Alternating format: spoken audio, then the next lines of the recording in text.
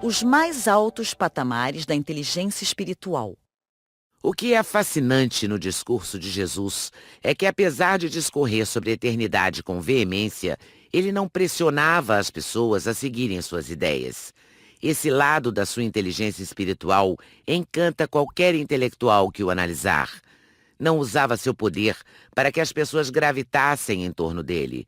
Quando ajudava as pessoas, era de se esperar que usasse sua influência para transformá-las em seguidoras. Uma das coisas que mais me impressionaram ao escrever a coleção Análise da Inteligência de Cristo é que, ao analisar os detalhes das suas reações nas suas 4 biografias ou evangelhos, percebi claramente que ele não cobrava nada das pessoas que ajudava. Ele falava para elas seguirem seus caminhos e ia mais longe, pedia segredo a elas sobre o que ele havia feito, suplicava que não contassem para ninguém. É quase incompreensível sua maturidade e gentileza. Sua ética era uma poesia que exalava como perfume. Diferente da maioria de nós, o que ele fazia com uma mão não alardeava com a outra. Qualquer político ou líder da atualidade ama proclamar seus feitos, gosta de estar estampado na mídia. Alguns pagam para sair nas colunas sociais. O mestre dos mestres pedia o silêncio. Tornou-se um fenômeno social sem precedente, pois era impossível ocultar alguém com sua inteligência, atitudes e oratória. Mas preferia ser discreto. Certa vez, contou uma parábola nos encorajando a amar a discrição e a humildade, que são importantes características da inteligência espiritual. Disse que, quando alguém fosse convidado para uma festa, ele deveria sempre procurar os últimos lugares, os de menos visibilidade social, e não os primeiros, pois ao se sentar nos primeiros lugares, poderia passar por um vexame público, se o anfitrião lhe pedisse para sair daquela posição, dizendo que ela estaria designada a pessoas mais importantes. Mas se ele se sentar nos últimos lugares e o anfitrião lhe pedir para tomar a posição dos primeiros, isso lhe seria uma honra. Jesus nunca procurou os primeiros lugares. Ele nunca quis aparecer por aparecer. Jamais viveu em função do prestígio social. Por isso, alguns dias antes de morrer, ele estava na casa de um leproso, Simão, sentado ao redor da sua mesa e não fazendo reuniões de cúpula. Seu maior desejo era servir e não ser servido. Era dar e não receber. A única vez que aceitou estar acima dos outros foi quando esteve pendurado numa cruz. A ciência, através do seu orgulho débil, desprezou a sabedoria do mestre dos mestres. Desprezou também a sede pela inteligência espiritual que está na essência do ser humano. Felizmente, agora os ventos intelectuais estão mudando. O ser humano tem plena liberdade de ser um ateu, seguir a sua consciência. Mas não há dúvida de que o desenvolvimento da inteligência espiritual através da oração, meditação e buscas de respostas existenciais, além de resolver conflitos internos, aquieta o pensamento, apazigua as águas da emoção e traz saúde para a psique. Últimas palavras. Um amor inexplicável. Embora fosse amante da discrição, as pessoas ficavam tão arrebatadas por seus gestos que não conseguiam deixar de segui-lo. Multidões, constituídas inclusive de mulheres e crianças, o acompanhavam até por lugares desérticos. Ele exalava um amor que atraía o espírito humano. Certa vez, ele proferiu um discurso e usou uma figura de linguagem que abalou seus ouvintes. Disse que quem comesse da sua carne e bebesse do seu sangue teria a vida eterna. Ele se referia a comer das suas palavras, a beber da fonte da sua qualidade de vida. Mas, por não entenderem sua intenção, alguns ouvintes ficaram perplexos e o abandonaram. Nessa situação delicada, Jesus fitou os olhos dos seus discípulos mais íntimos e deu-lhes liberdade também de partirem. A questão da eternidade sobre a qual Jesus discursou entra na esfera da fé e, portanto, foge da esfera deste audiolivro. A ciência se cala diante da fé. Portanto, quem quiser discutir e entender esse assunto deve procurar líderes espirituais e teólogos. Aqui, o que eu quero analisar é a dimensão psicológica dos seus comportamentos. Apesar da força do seu discurso de proclamar que tinha os segredos da imortalidade, ele teve a coragem de dar opção a seus discípulos de esquecê-lo. Ele indagou sem meias palavras se eles queriam ou não abandoná-lo. Os discípulos não esperavam uma atitude dessas.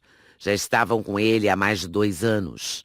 Então Pedro se adiantou e disse: "Para onde iremos se tu tens as palavras da vida eterna?"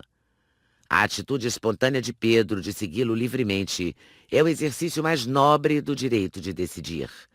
A esfera religiosa, assim como a política, são as áreas em que facilmente as pessoas são controladas, induzidas, dominadas. Mas o Mestre dos Mestres deu-nos aqui lições belíssimas de liberdade. Ele viveu na plenitude uma das funções mais excelentes da inteligência, a arte de expor e não impor suas ideias. Expunha sem medo e sem pressões os seus pensamentos.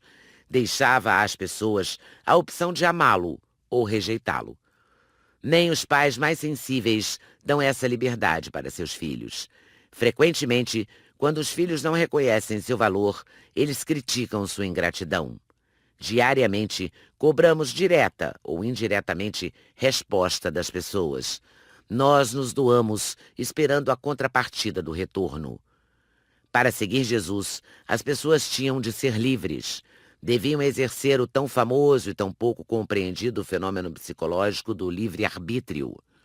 Recordemos alguns fatos.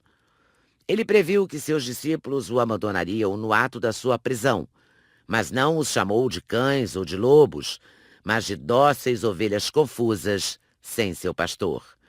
Além disso, ele chamou Judas de amigo no ato da traição e alcançou Pedro com um olhar afetivo no ato da negação. A ambos, ele quis dizer com a maior gentileza: "Eu os compreendo." E não parou por aí. Teve a sensibilidade de perdoar aos carrascos que zombaram dele e que esmagaram seus punhos e pés no ato da crucificação. Que homem é esse que ama incondicionalmente a humanidade? Que homem é esse que respeita a decisão humana até as últimas consequências? Que mestre é esse que preferiu sempre compreender e nunca condenar, que preferiu esquecer os seus gemidos para enxugar as lágrimas dos outros? Ele atingiu o topo da saúde psíquica no ápice da miséria humana. Seus gestos não têm precedente histórico. Ele praticou na plenitude a humanidade que os filósofos, os budistas, os islamitas, os líderes cristãos, os pensadores da psicologia, os intelectuais da psiquiatria, os sociólogos, os pedagogos, os juristas sempre sonharam. Se vivêssemos uma pequena porcentagem do que ele viveu, provavelmente os presídios virariam museus, os policiais tornar-se-iam poetas, os generais pintores, os psiquiatras escritores, os seguranças dos aeroportos músicos. Toda a minha bagagem como psiquiatra e cientista torna-se débil diante da dimensão do seu amor, paciência e sabedoria, que são os frutos mais excelentes da inteligência espiritual. Tenho pesquisado os fenômenos psíquicos que constroem a complexa arte de pensar e o desenvolvimento da inteligência, mas analisar os segredos da sua personalidade me faz enxergar a minha pequenez. A única coisa que me resta é me colocar aos pés do Mestre dos Mestres como um humilde aprendiz, como um pequeno aluno na sua escola de pensadores, como um simples estudante na sua universidade de qualidade de vida.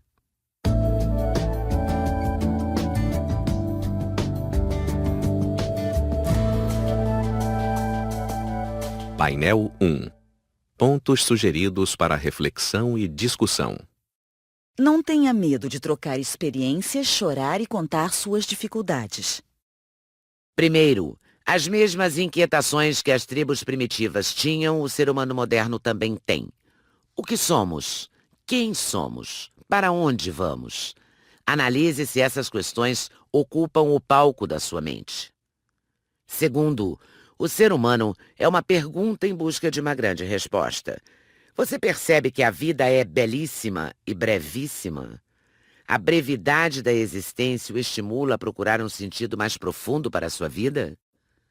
Terceiro, a ciência deu saltos espetaculares, mas não extirpou as mazelas físicas e, principalmente, as mazelas psíquicas do ser humano. A violência social, o terrorismo, a fome, a farmacodependência, enfim, os problemas da humanidade o incomodam? Você, de alguma forma, procura ajudar seu semelhante? Quarto, a inteligência espiritual aquieta o pensamento, tranquiliza a emoção, traz consolo nas perdas, coragem nas injustiças, esperança no caos. Você tem apaziguado as águas da emoção? O futuro é um sonho ou um pesadelo para você? Quinto, o fim da existência o assombra? O fato da morte ser um fenômeno inevitável o perturba? Você sofreu uma perda de alguém querido que até hoje o machuca? Sexto, o mestre dos mestres convidava as pessoas a segui-lo, mas não pressionava. Expunha e não impunha suas ideias. Surpreendia a todos com sua gentileza.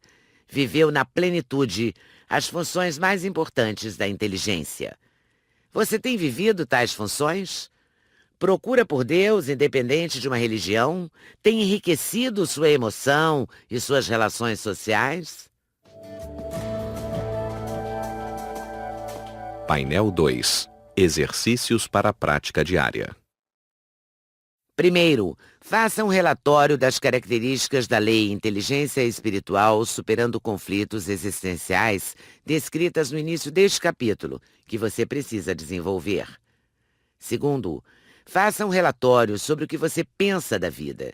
Mencione suas dúvidas, inquietações e temores sobre o fim da existência. Terceiro, procure ser fiel à sua consciência na sua procura por Deus. Exerça seu livre-arbítrio. Seja livre. Quem não é fiel à sua consciência tem uma dívida impagável consigo mesmo. Quarto, resgate seu sentido de vida. Procure algo do seu trabalho, compromissos, atividades sociais que possa saciar seu espírito, dar motivação para viver. Quinto, participe de atividades filantrópicas. Doe-se para seu semelhante. Sexto, pense com liberdade e inteligência. Treine expor e não impor suas ideias. Sétimo, avalie se a prática da inteligência espiritual, independente da sua religião, está desenvolvendo as funções mais importantes da inteligência. Faça um relatório dos seus exercícios durante a semana.